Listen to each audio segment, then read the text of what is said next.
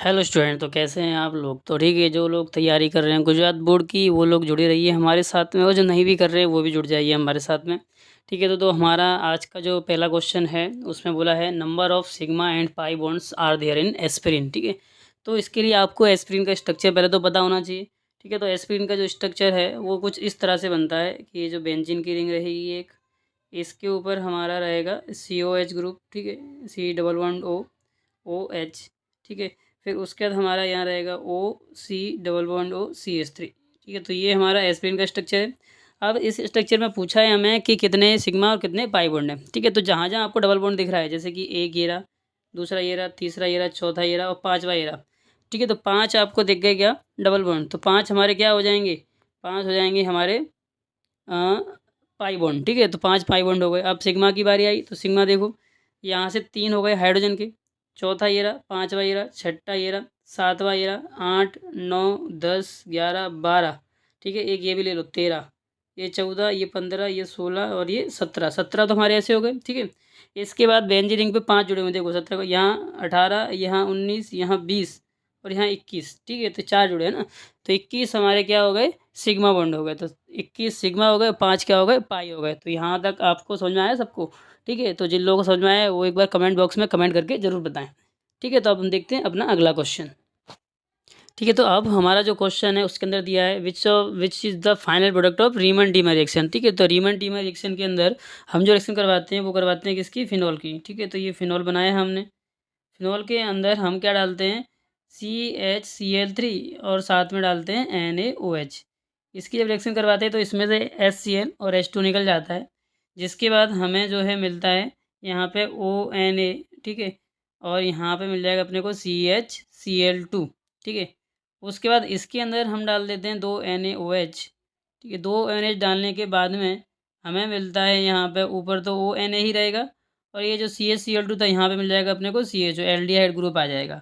और उसके बाद जब हम इसके अंदर HCl डालेंगे तो ये H और यहाँ का Cl और Na निकल के NaCl हो जाएगा, और हमारा बन जाएगा क्या, देखो ऊपर आ गया OH और यहाँ पे आ जाएगा एल्डिहाइड ग्रुप जो कि पहले से था।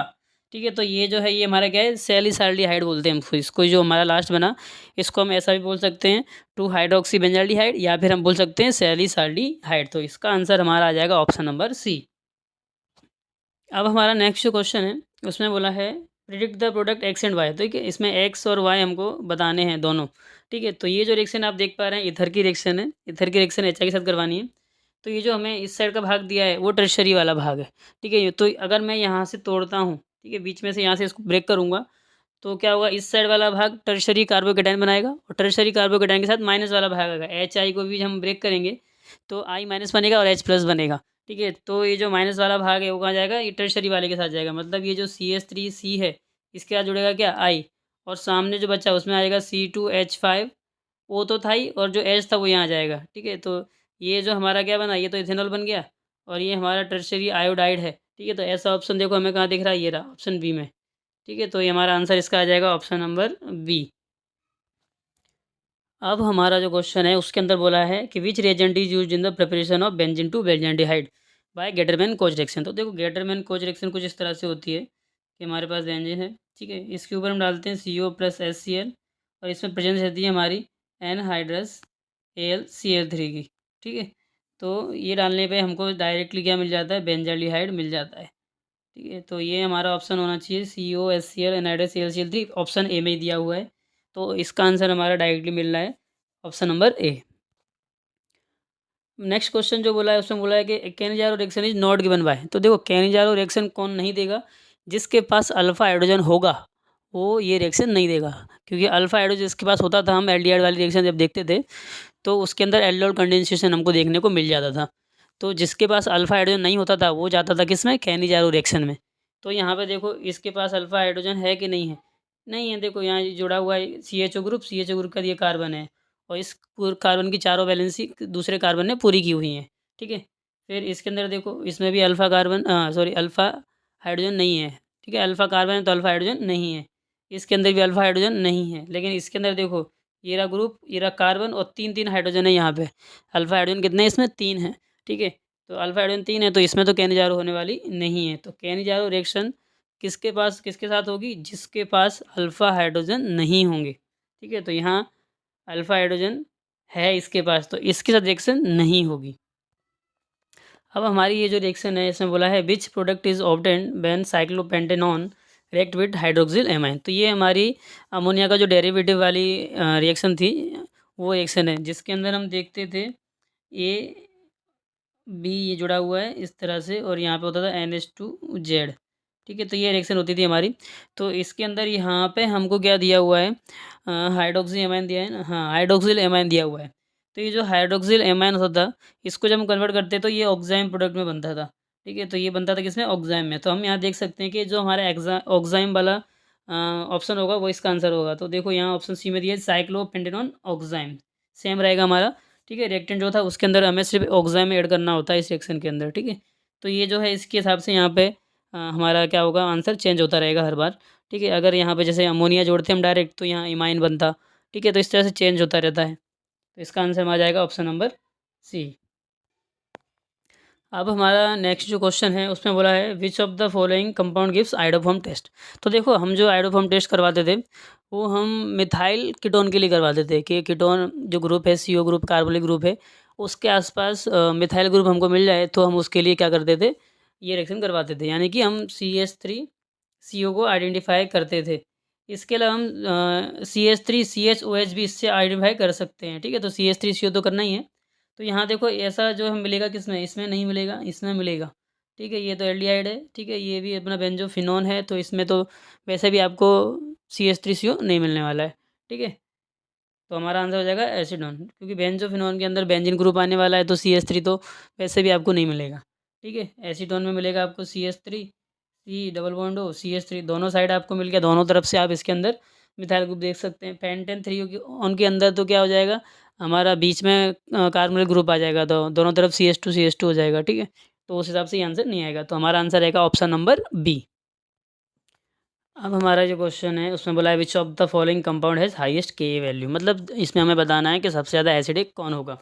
तो देखो ये जो हमें दिए हुए हैं, तो हमने जो पढ़ा है उसमें देखो सबसे फ्लोरीन अगर 3 होते तो वो सबसे ज़्यादा एसिडिक होता है। यहाँ पे जो क्लोरीन दिया है CCl3 CF3 होता तो ये सबसे ज़्यादा एसिडिक होता, उसका CCl3 उसका CHCl2 फिर नाइट्रो कंपाउंड हमारा आ जाता। ठीक है, इस तरह से होता है हमारा। ठीक है, मतलब ब्रोमीन भी आ जाता बीच में, पर एक ही ब्रोमीन है यहाँ पे देखो, है ना, जितने ज़्यादा होंगे उतना ज़्यादा वो एसिडिक कैरेक्टर दिखाएगा। ठीक है, तो सबसे पहले फ्लोरीन आता है, अगर 3 फ्लोरीन होते तो वो ज़्यादा एसिडिक होता। ठीक है, फिर उसके बाद नंबर देखते हैं हम, 1 नंबर है 2 है कितना है, उसके हिसाब से यहाँ पे होता। ठीक है, तो यहाँ पे हमारे पास CCl3 कितने हैं, 3 हैं, तो यही हमारा क्या हो जाएगा, ज़्यादा एसिडिक कैरेक्टर दिखाएगा। ठीक है, तो ये ज़्यादा एसिडिक हमारा कौन सा CCl3 COOH हमारा जो है आंसर हो जाएगा। तो ये सबसे ज़्यादा Ka की वैल्यू दिखाएगा क्योंकि ये ज़्यादा एसिडिक है। तो अब हमारा ये जो रिएक्शन है इसमें बोला है which product is obtain in heating sodium acetate with soda lime. तो देखो सोडियम एसिटेट जो हमारा होता था उसको हम जब सोडा लाइम से रिएक्शन करवाते थे, ठीक है, तो हमें इसमें से एक तो Na2CO3 निकल जाता था और हमारा लास्ट में RH बनता था। ठीक है, तो अगर हम मान के चलें, देखो ये एक तरह की क्या है, डी कार्बोक्सिलेशन रिएक्शन होती है कार्बोक्सिलिक एसिड की। ठीक है, तो इसमें से ये निकल जाता और सोडा लाइम की वजह से हमारा ये Na2CO3 के फॉर्म में ये भी निकल जाता।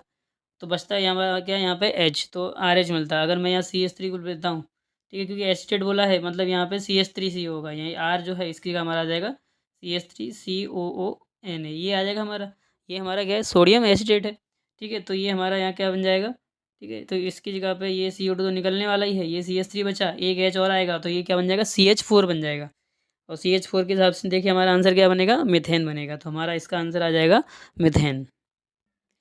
अब देखो हमारा ये जो क्वेश्चन इसमें पूछा है which of the following compound gives carbylamine test. ठीक है, तो जो कार्बिल एमाइन टेस्ट होता है वो कौन देता है, हमारा प्राइमरी एमीन देता है। ठीक है, तो यहाँ पे जो प्राइमरी एमीन वो हम ऑप्शन देख लेते थे, देखो ये तो इथेनामाइड हो गया, एमाइड है, ये तो एमीन तो है ही नहीं। ठीक है, तो ये रहा मिथाइल एमाइन, तो यही आंसर आने वाला है। आइसोप्रोपाइल यहाँ पे प्राइमरी नहीं है, इसमें भी प्राइमरी नहीं है, तो जो प्राइमरी एमीन होंगे वो हमारे क्या करेंगे, कार्बिल एमीन टेस्ट देंगे। तो इसका आंसर आ जाएगा हमारा ऑप्शन नंबर बी।